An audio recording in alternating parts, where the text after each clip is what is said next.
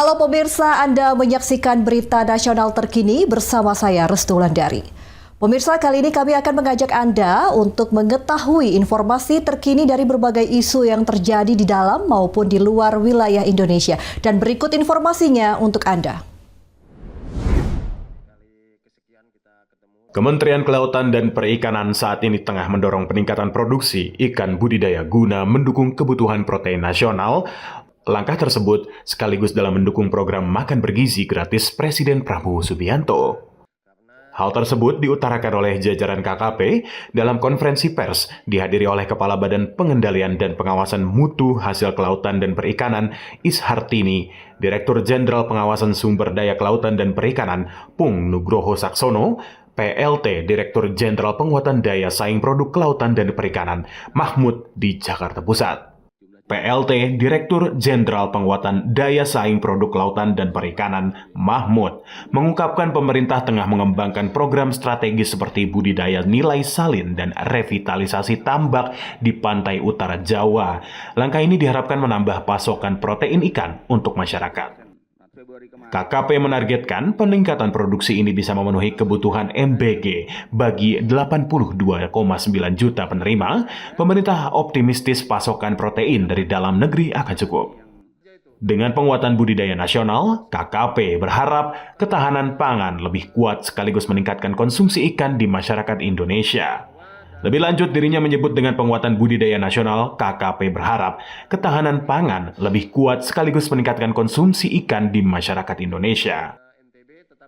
Surabaya, itu harga ikan menjelang Lebaran ini terjadi kenaikan tapi tidak terlalu besar kenaikannya. Bahkan kemarin ada beberapa ikan yang harganya turun, yaitu tergantung dari produksi. Kemarin yang turun harganya contoh adalah misalkan kembung, selar, itu kemudian layang. Kemarin kami lihat itu harganya turun karena produksi waktu itu masuk dari Madura cukup banyak juga ke pasar Pabean. Tapi ada yang juga stabil harganya, itu biasa ikan-ikan budidaya seperti nila, lele itu harganya stabil. Dari Jakarta, Galuh Anggara, jurnalis Berita Nasional TV. Pigai mengatakan dalam pertemuan tersebut dibahas sejumlah hal terkait pelaksanaan tugas dan gagasan pembaruan regulasi HAM, termasuk rencana pembentukan unit penyidikan pelanggaran HAM berat di Komisi Nasional Hak Asasi Manusia atau Komnas HAM. Jaksa Agung dan Kejaksaan Agung menyampaikan bahwa Komnas HAM boleh membentuk unit penyidikan khusus pelanggaran hak asasi manusia berat.